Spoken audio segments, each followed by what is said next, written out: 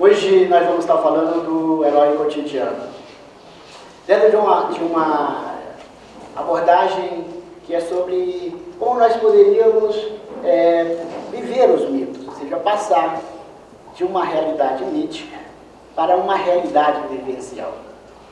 Na proposta da filosofia em Nova Acrópole, o importante para a gente não é só o estudo intelectual, mas também a vivência e a interiorização dos conhecimentos. E quando nós falamos que vamos estudar simbologia, por exemplo, que é um estudo longo que nós temos aí no segundo nível, terceiro nível de filosofia, as pessoas no início ficam perguntando como saber sobre Osíris, saber sobre Arjuna, saber sobre Teseu, o que vai me ajudar no meu dia a dia, no meu trabalho, na minha casa, na rua, eu não tenho nada a ver com isso, isso é outro tempo. E foi pensamento dessa natureza que fez com que o século XVII e XVIII, especialmente, considerasse a mitologia, os mitos, como uma linguagem de povos que não sabiam pensar, ou seja, não tinha ainda sido desenvolvida a razão, então a forma de falar era um mito. No século XIX, no século XX especialmente, no século XIX também ainda continuou assim, no século XX, começou a mudar isso, começaram a perceber que a simbologia era uma linguagem natural, não era uma linguagem tão complexa e não tão rara como a gente pode imaginar. Era uma linguagem que era uma linguagem cotidiana também de todo ser humano. Então, o conhecimento simbólico passou a fazer parte também de alguns tratados de estudiosos. O que nós queremos mostrar com essa palestra é que quando nós falamos de filosofia à maneira clássica, da forma como fala Nova Acrópole, ou seja, a vivência de tudo aquilo que ensina que os mitos é uma realidade tão vivencial como qualquer outro conhecimento.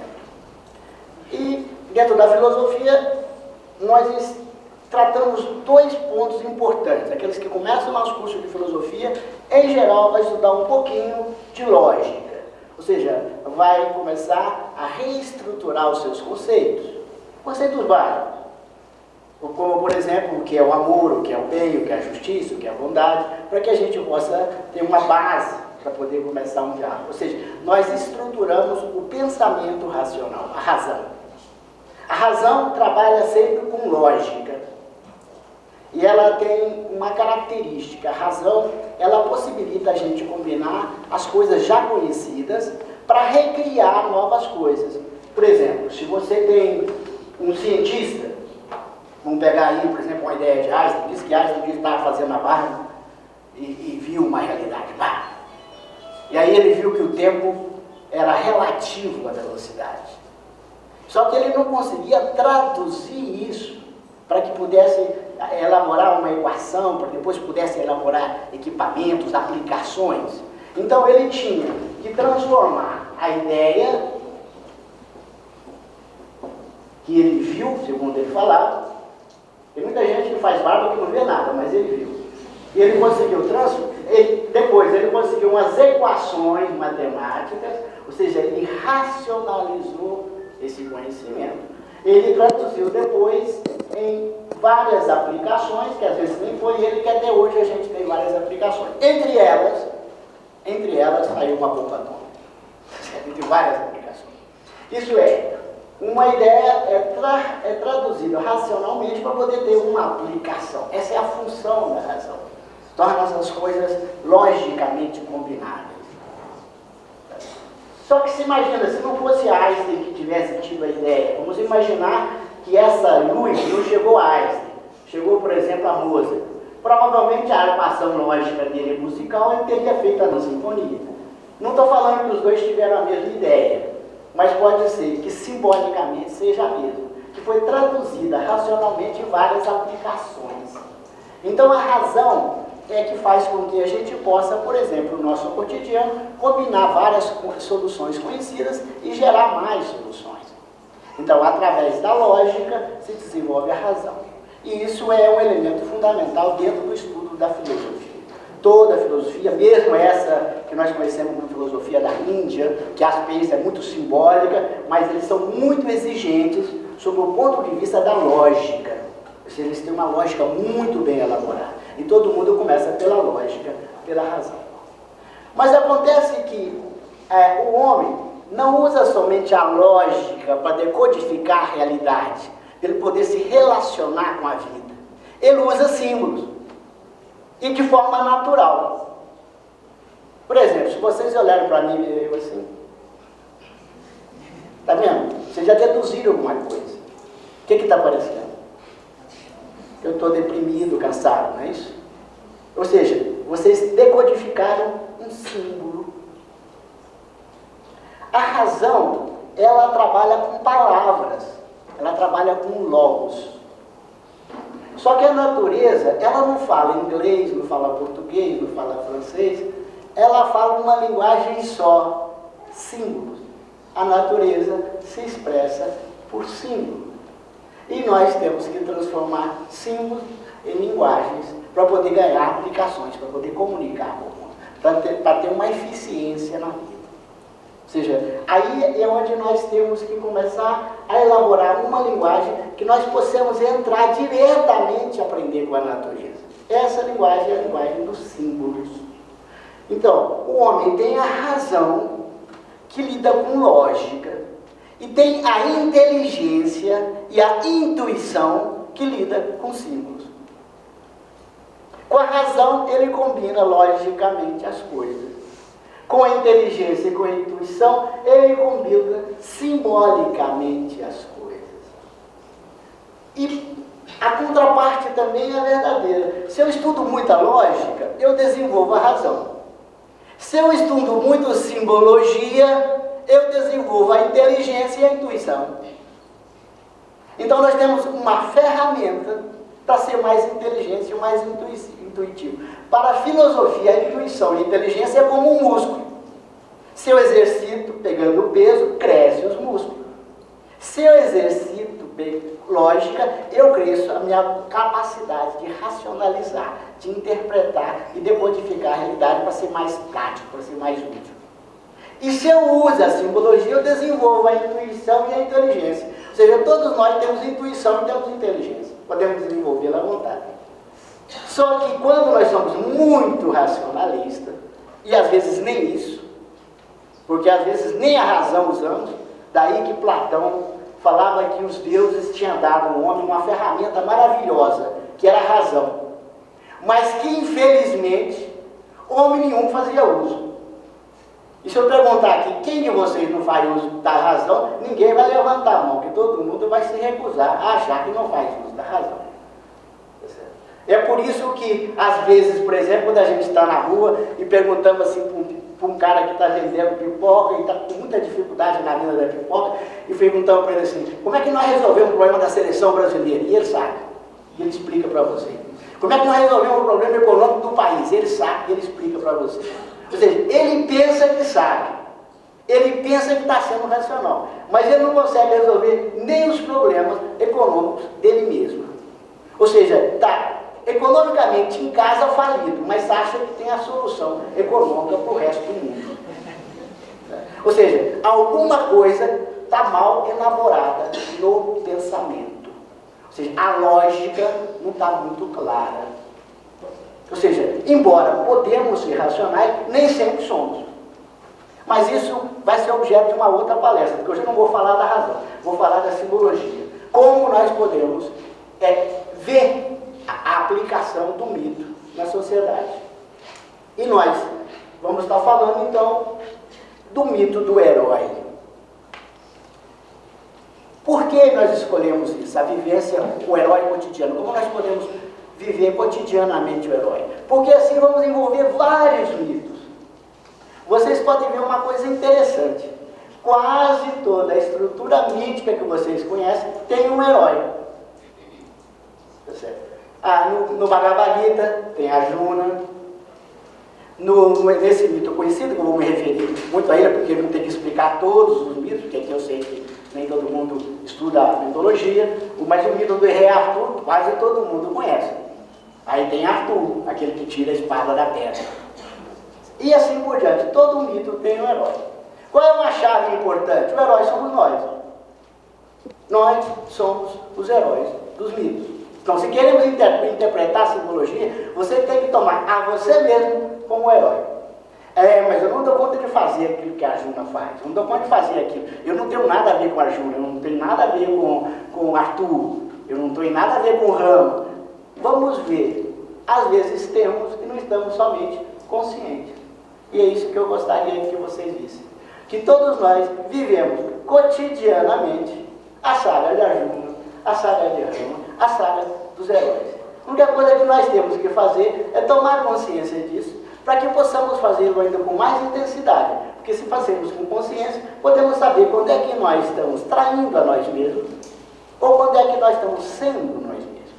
Porque o papel nosso é exatamente saber qual é o nosso papel na vida, o que eu quero fazer, o que eu tenho que ser para ser autêntico comigo mesmo. Então, o mito do herói vai nos dar chave muito interessante para que a gente possa analisar. O primeiro ponto importante é que o herói dentro de nós é algo natural. Como é natural em nós a necessidade de alimentar e a necessidade de respirar. Herói, a palavra de herói vem de eros, que é o amor. Curiosamente, a palavra amor, tem vários tratados que falam da origem da palavra de amor, eu escolhi um que eu mais acho que tem mais a ver com tudo que nós estamos falando, que a palavra amor, ela vem de uma derivação de quando a criança começa a falar suas primeiras palavras, ela fala mamã, ela fala M-A-M-A, isso chama mãe, e a palavra amor vem daí também, esse amo de amor. Ou seja, a aproximação com a mãe, ir em direção à mãe, esse laço que cria com a mãe. É por isso que vocês podem ver qual é a nossa primeira heroína. Aquela que nos protege, aquela que nos dá vida, aquela que nos dá aconchego, que nos dá vida. A mãe. Portanto, amor, herói, eros, tem uma ligação íntima e vem da origem do nosso primeiro laço com a vida. É por isso que quando nós estudamos a palavra amor, que é o amor, nós traduzimos como vida. O herói, ele luta pela vida. Ele é favorável ao amor. Ele é movido pelo amor. Platão tem uma definição super interessante. Ele fala que o herói é aquele que luta para a união dos homens, pela harmonia entre os homens, para que todos os homens estejam sempre unidos.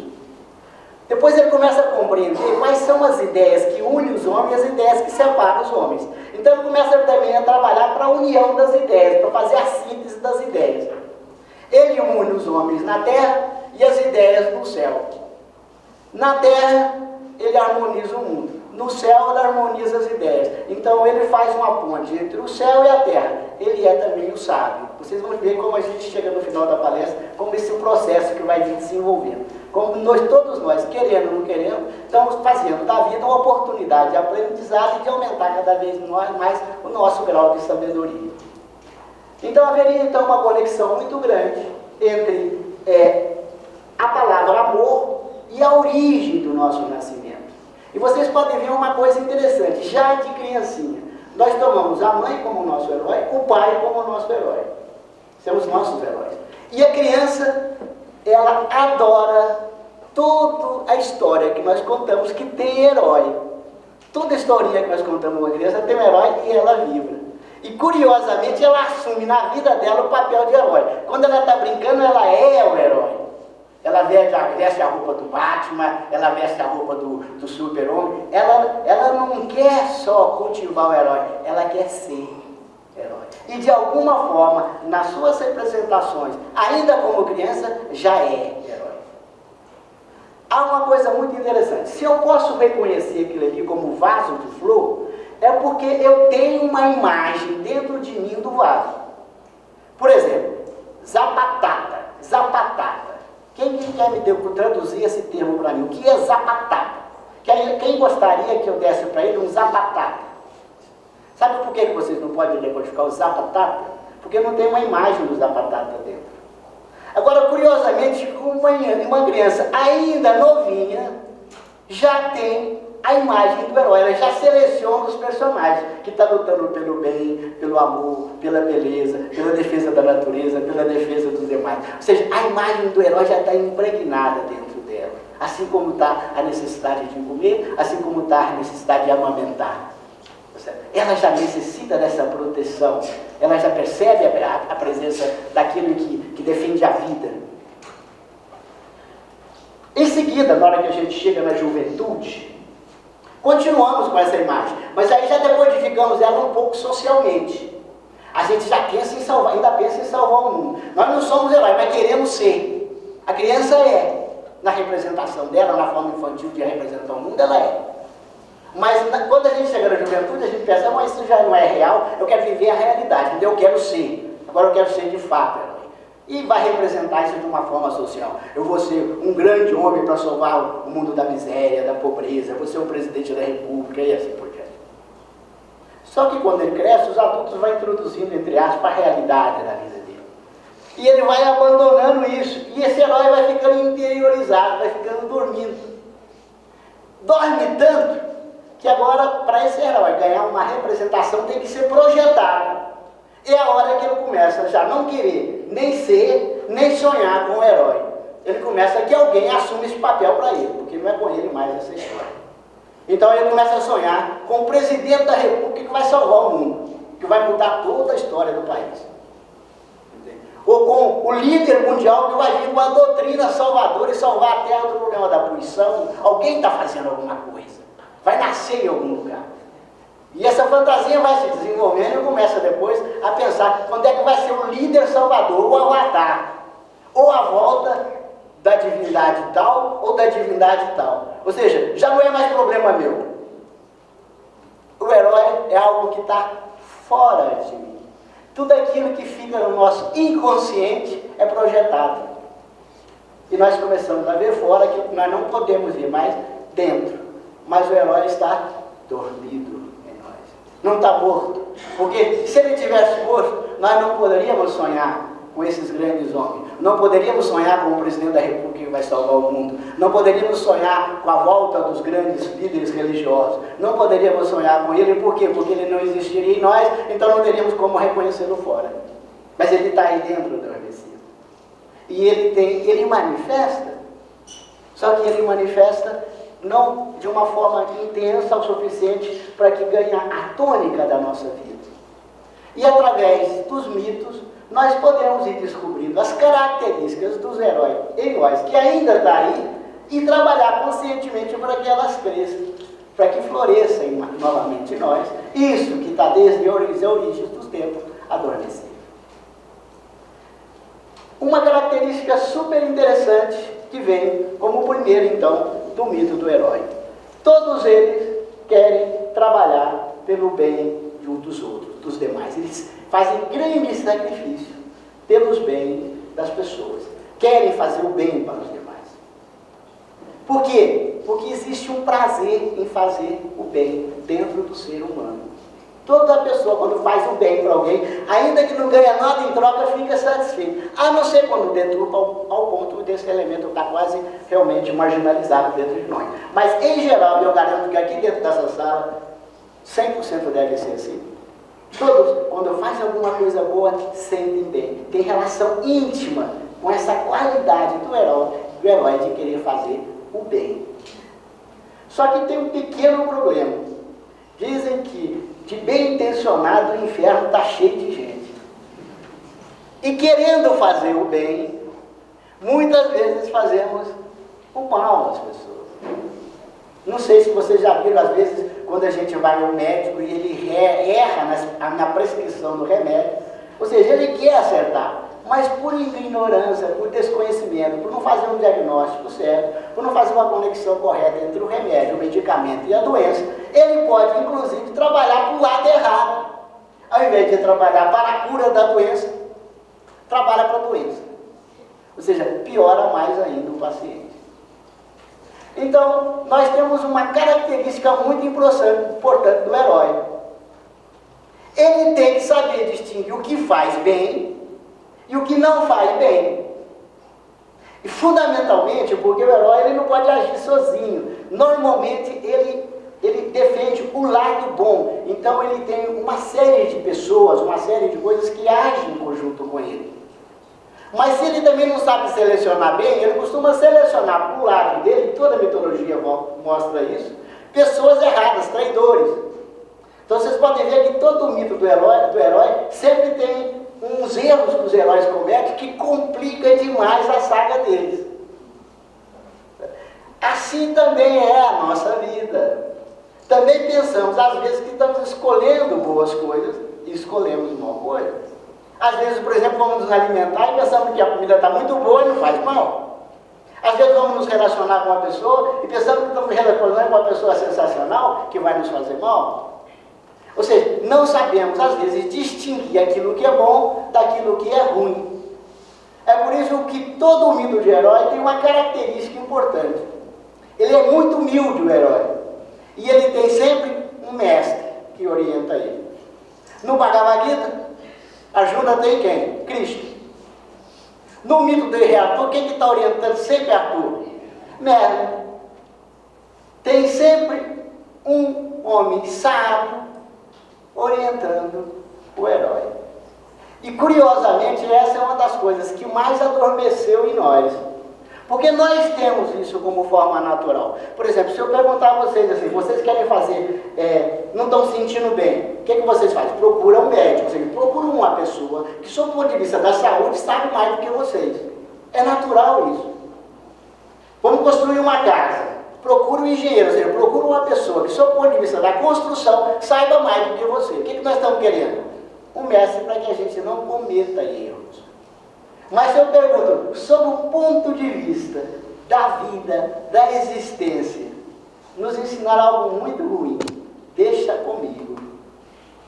Nós temos, inclusive, um preconceito contra os mestres, porque pensamos que os mestres vão nos tirar a liberdade de decisão, a liberdade de ser nós mesmos. Aí está o grande erro. Porque isso aqui, o mestre que nos tira a liberdade de decisão e que nos tira a possibilidade de ser nós mesmos, não são mestres, são manipuladores. Não podemos confundir mestre com manipulador. Os mestres vêm sempre no sentido de nos libertar.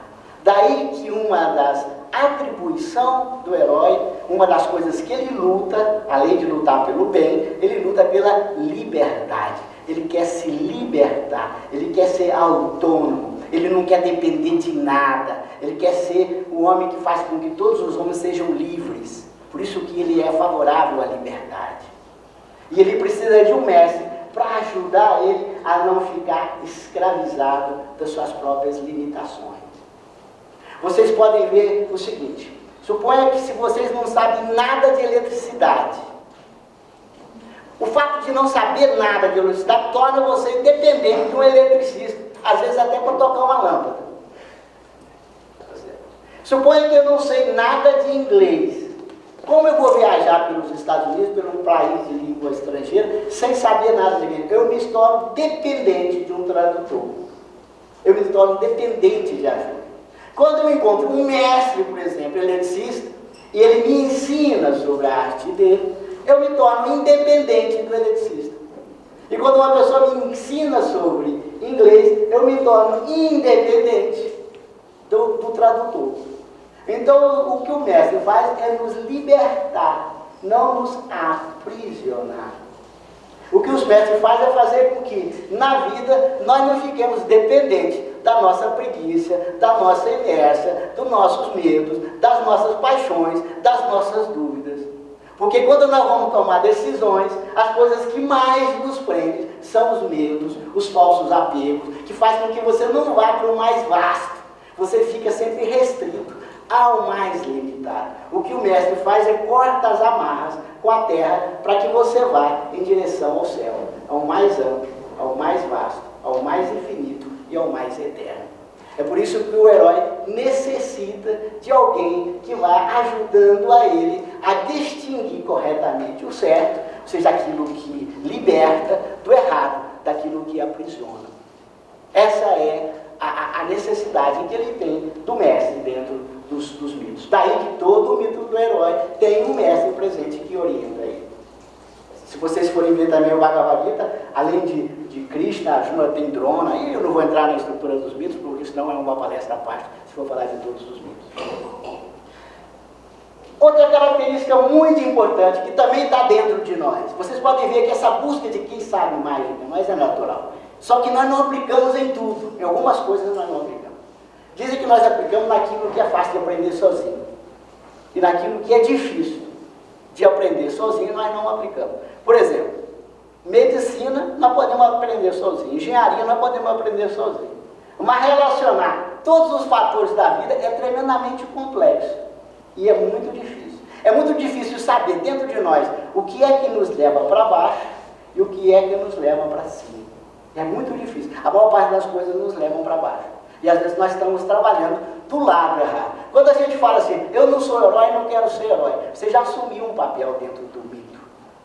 Você é o contraparte do herói. Aquele que não é um herói é porque ele foi dominado pelo medo. Então ele é o inimigo do herói. O herói ele combate o medo. Ele foi dominado pela preguiça. É o inimigo do herói. O herói combate a inércia, a preguiça, a ausência de movimento, a morte. Ele foi dominado, por exemplo, por paixões. O herói combate paixões. O herói vai em direção ao bem, ao mais vasto, ao mais amplo. Eros, o amor. O amor não é, a contraparte do amor não é paixão.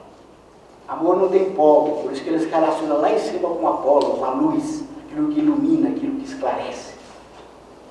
A paixão, ela tem uma contraparte, o ódio. Você pode ver que quando uma pessoa está apaixonada, é um perigo no outro dia começar a odiar. Basta que ser traído e no outro dia já está odiando.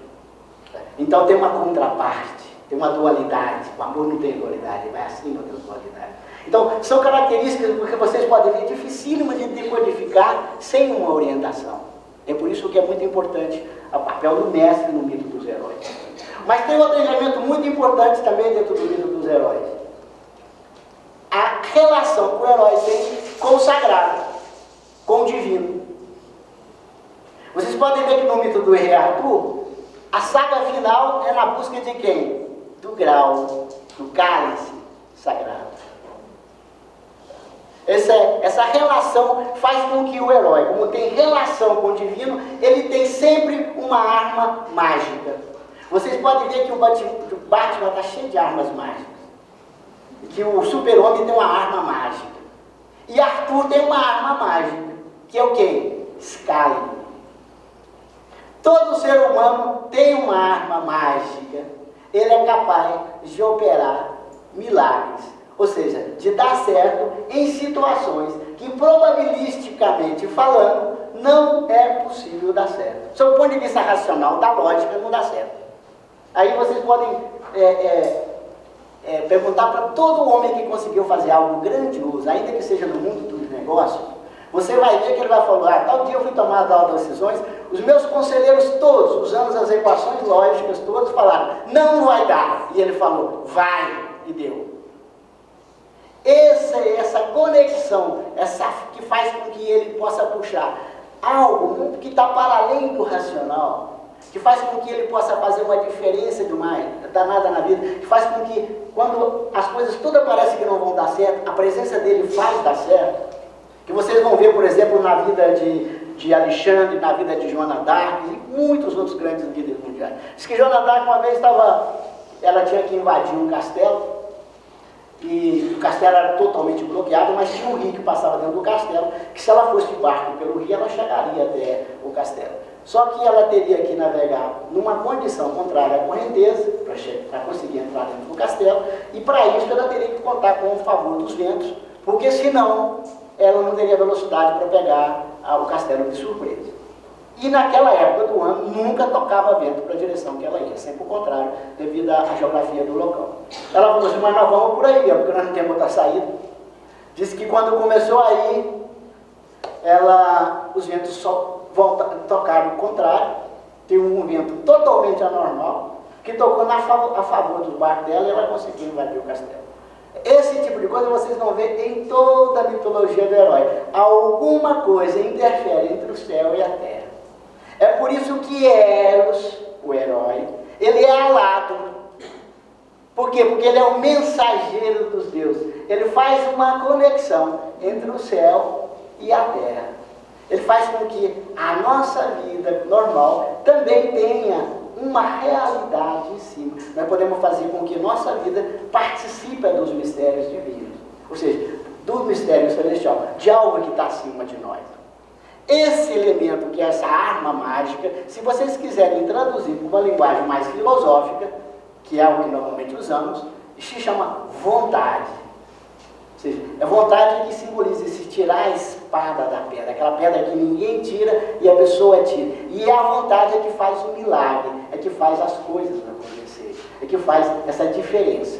Então o herói tem essa possibilidade de relacionar com elementos sagrados. Daí que todo o mito do herói vem também um elemento sagrado. Arthur, por exemplo, tem o grau, que quando se perde, por exemplo, ele começa a cometer uma série de erros, e ele trai alguns princípios básicos da corte, aí ele começa a perder o contato com o sagrado, é quando ele perde a arma mágica, ele perde isso. E assim por diante. E vocês vão ver que todos os mitos do herói tem um momento que o herói vai em busca da arma mágica. Ele vai em busca de uma divindade que vai dar a ele uma arma mágica.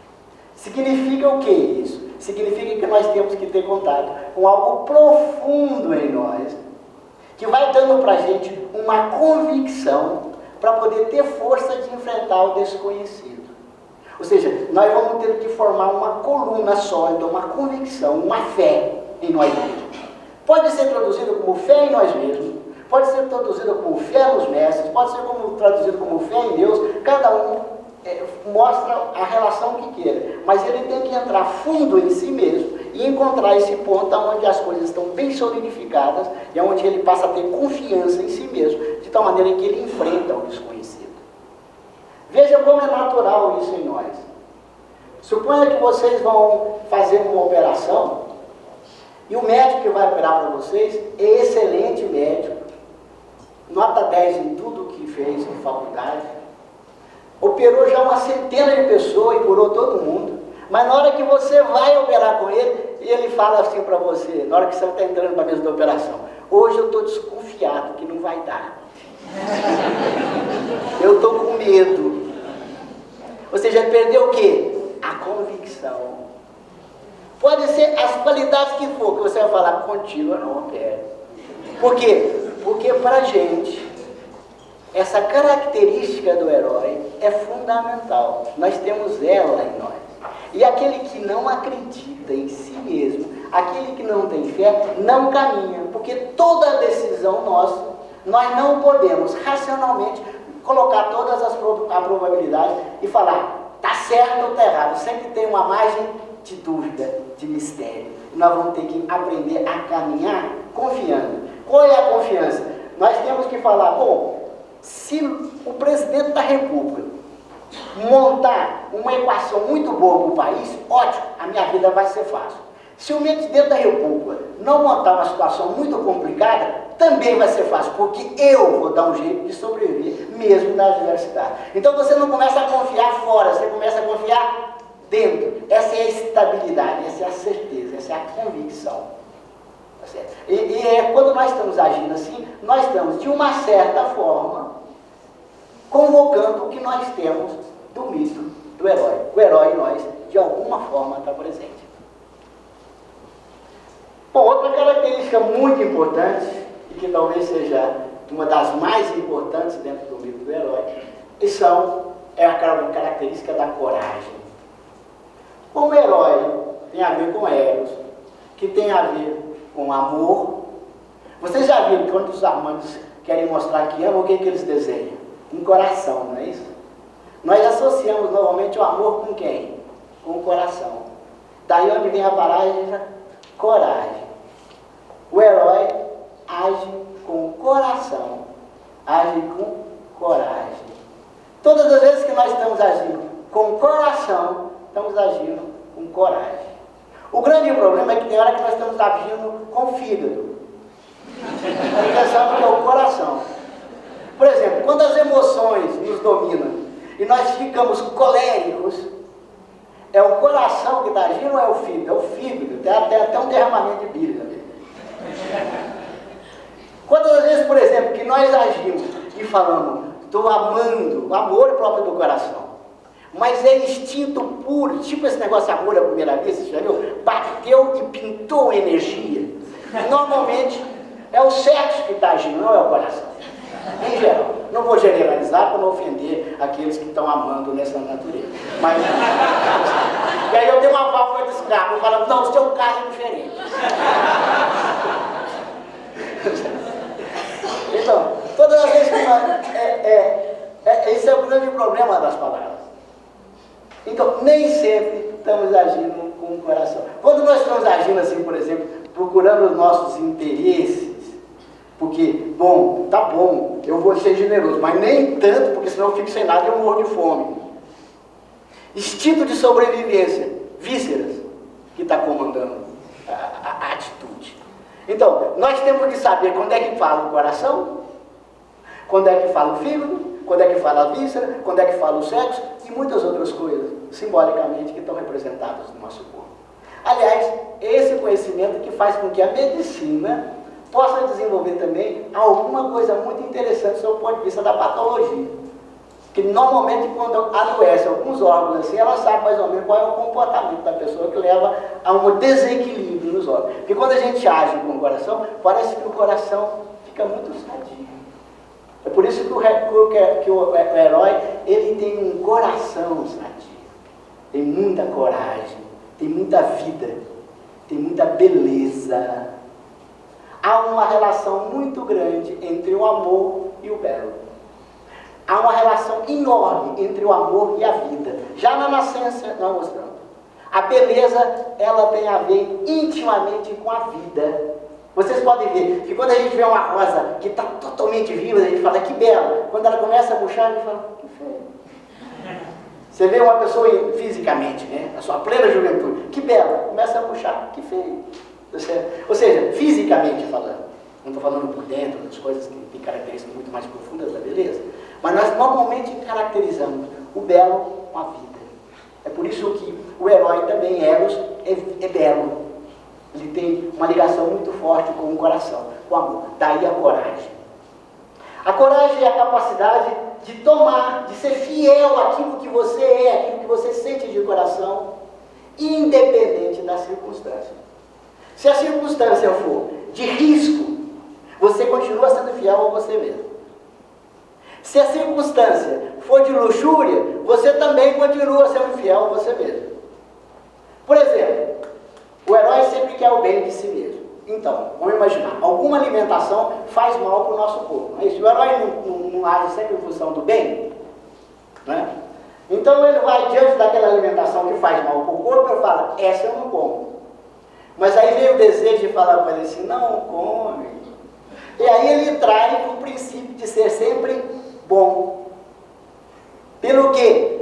Pelo prazer, por um vício, para poder fazer mal, inclusive, ao corpo dele. E ele paga o preço.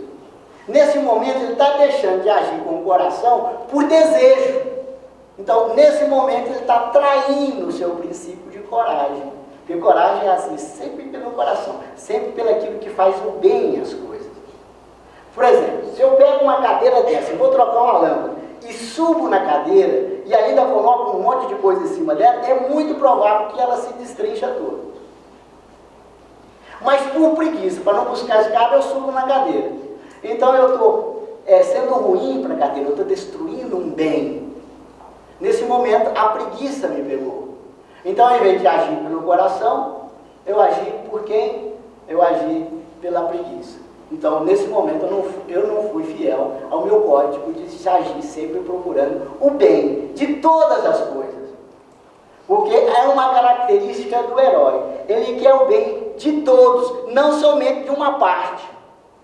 Vocês podem ver que o herói, às vezes, sacrifica coisas importantes da vida dele em relação a um bem maior, ao todo. Vocês não querem imaginar, por exemplo, a Juna deixando de ir para a luta porque a mãe dele está chorando em casa. Não, filhinho, não vai, senão a mamãe vai sofrer. Vocês não imaginam que ele vai ficar prejudicando ao todo, ao bem do todo, que inclusive depois que se cair, por exemplo, aquele elemento que desestrutura uma sociedade, a família também vai para o espaço. Porque quando a sociedade desestrutura, a família também, querendo ou não querendo, vai se desestruturar. É o que nós estamos vendo atualmente. Então, quando nós não pensamos no todo e ficamos só pensando na família, corremos o risco até de criar uma máfia, porque é assim que nasceu a máfia, né? Vocês sabem que a máfia chama a gente mesmo de quê? Família. E quando é que começou a nascer a máfia? Quando caiu o Império Romano e o pessoal falou, agora salve-se quem puder. Então reuniu algumas famílias e que virou o que nós conhecemos hoje de máfia. Ou seja, cuidado, porque nós temos que agir pensando no todo sempre, o bem no todo. E às vezes temos que sacrificar uma parte, assim como o médico às vezes tem que sacrificar um órgão, assim como às vezes nós temos que sacrificar coisas importantes quando quisermos fazer um bem à sociedade. Se queremos, por exemplo, às vezes fazer um gesto de caridade, uma obra de caridade no domingo, às vezes temos que sacrificar o jantar familiar, o almoço familiar, e podemos fazê-lo com o coração limpo, sem problema. Ah não, mas a família... Não. Então, saber essa decodificação, certo? O herói aí, ele necessita desse coração que está levando ele sempre para o mais vasto, para o mais amplo. Ele tem que saber essa fidelidade dele ao bem constantemente. Sempre o bem predomina. As atitudes dele, o bem sempre predomina. Aí isso chama coragem. Ou seja, nem a luxúria, nem o conforto, nem o perigo detém ele. Mas o mais importante, que é onde é mais importante entender esse ponto de coragem. Agir de coração não é agir pensando em alguma coisa, e agir pensando naquele elemento em si. Por exemplo, agir de coração é agir sendo você mesmo. O caminho sempre do herói é o coração.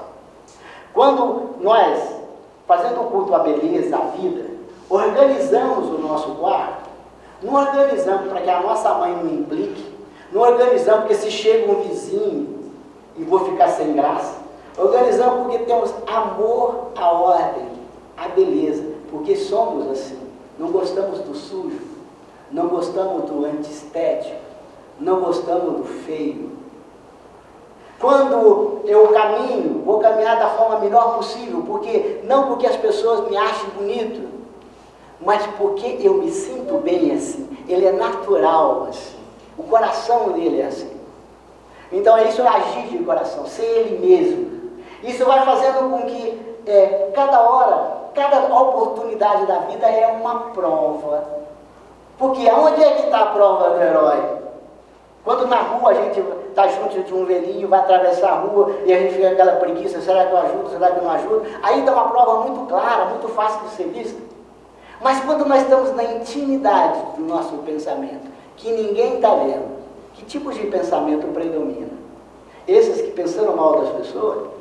Que tipo de sentimentos predominam no nosso coração quando estamos dentro de nós mesmos? E aí é onde está a verdadeira prova do herói.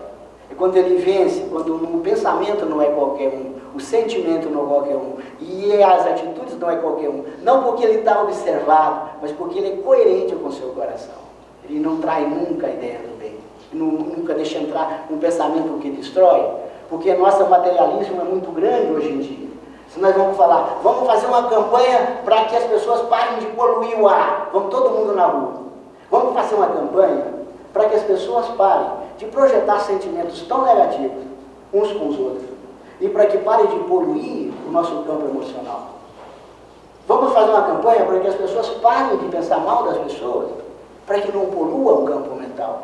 Então, quando nós estamos falando do bem, nós estamos falando de um bem que nós temos que estar com ele muito mais amplo. Ou seja, as provas são uma atrás da outra. Isso é muito importante do livro do herói. Vocês podem ver, acaba um problema, começa outro. Ele mata um dragão, vem um maior. Ele mata outro dragão, vem outro maior. E cada hora o dragão vai aumentando. Até que ele chega no centro do labirinto e vai ter que enfrentar quem? O Minotauro. Aquele que produz todas as provas. Então, de provas em provas, a vida vai nos fazendo crescer. É uma característica muito interessante. Se eu estou gripado e vou no médico, ele cura minha gripe. Um cara que tem uma gripe complicada fala assim, ele te curou, então a minha deve ser, vou lá para ver se ele me cura. Se o médico vai curando doenças complicadas, o que vai acontecer com os pacientes que vêm? Com doenças cada vez mais complicadas. O cara está num ambiente de trabalho e o chefe dele dá um trabalho complicado para ele fazer, ele resolve. O próximo trabalho complicado vai cair na cabeça de quem? De quem resolve ou de quem não resolve? De quem resolve. Então a vida tem uma coisa interessante por horário. Acorda sempre tensa e crescentemente. Toda vez que nós gostamos de desafio e sabemos que nós se enfrentamos a um problema, amanhã o segundo problema vai ser mais complicado ainda, quando nós aceitamos isso de forma natural, está o herói desperto em nós. Por quê? Porque só vamos aprender enfrentando o problema. O médico vai ficar bom quando ele tiver muitas doenças complicadas e curar. Um engenheiro só vai ter bom quando conseguir muitas coisas complicadas. E ele tem que gostar do fogo. Ele tem que gostar disso que vai levando ele cada vez a ser melhor, crescer, crescer, crescer, até o momento que ele vence todas as provas. Ele vence quem? O Minotauro. Nesse momento, a arma mágica dele, que era o machado, que ele entra dentro do labirinto, se transforma numa tocha, a tocha da sabedoria. Ou seja, quando ele venceu e unificou todas as provas, venceu tudo aquilo que separa, tudo aquilo que destrói, agora ele ganha essa condição de eternidade, ele ganha o Olimpo. Você pode ver que todo herói tem relação com os deuses e que num determinado momento se torna um ser divino. É por isso que nas tradições vocês vão ver o divino Platão, o divino Solon. E até hoje nós temos o hábito de chamar essas pessoas que tiveram fidelidade o tempo todo com a bondade, por exemplo, de divinos. Nós chamamos de santos. Por quê? Porque ganhou um lugar junto ao Pai, no paraíso, ou no Olimpo, ou em onde quer que vocês queiram. Ou seja, conquistou a eternidade, conquistou a sabedoria, conquistou a si mesmo. Então, de amores em amores, de problemas em problemas, de humildade, de aprender, de ensinar, de luta constante e de tensão constante e crescente, ele chega um dia ao mais profundo de si mesmo. E aí, nesse mais profundo, ele encontra aquilo que é eterno em si. Ele encontra o seu próprio ser. E aí é onde ele vai, então, estar junto com aquilo tudo que é eterno. Essas coisas que nós imaginamos no céu. E cada um imagina da forma como bem entende. Aí ele ganha o direito de estar junto aos aqueles que são divinos. Normalmente essa é a saga. Quando é que nós somos, então, um herói cotidiano? Quando, movidos pelo amor, queremos sempre buscar o bem.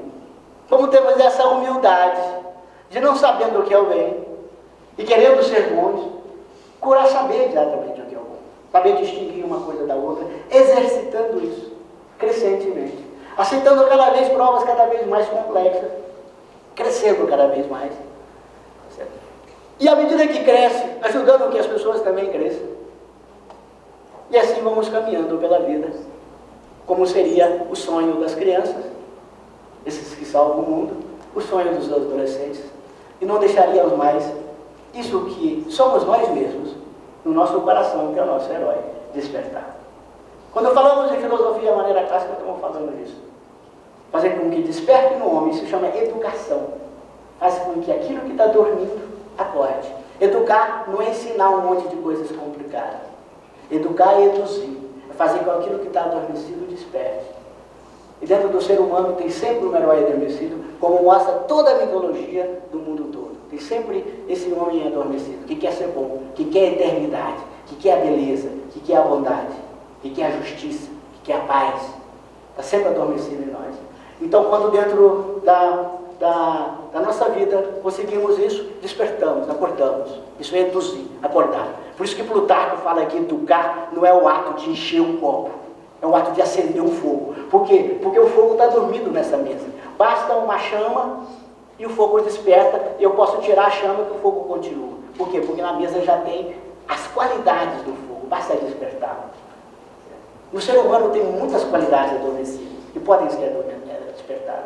Por exemplo, uma paixão. Eu olho para a pessoa e faço assim, e pronto, já desperta o fogo da paixão. Mas também tem essa consciência do herói, da bondade, da beleza. E quando desperta, também desperta o fogo do amor. E esse é o fogo do amor, que transforma machado, ou seja, trabalho, sagas, em tochas de sabedoria, em coisas eternas. E essa é a proposta que Nova Acrópole tem. Despertar homens, que esses homens também trabalham para despertar de outros homens, e que nós juntemos todo mundo juntos, e possamos também melhorar um pouco mais a sociedade em que vivemos. E essa é a saga que nós procuramos, a saga natural do ser humano, a saga dos heróis, que é mostrado em toda a mitologia de todos os povos. E isso não é tanto mentira assim, isso é uma coisa natural. E estamos constantemente vivendo isso. Até nós não sabíamos, e agora já sabem, e como todo mundo que sabe, tem um compromisso.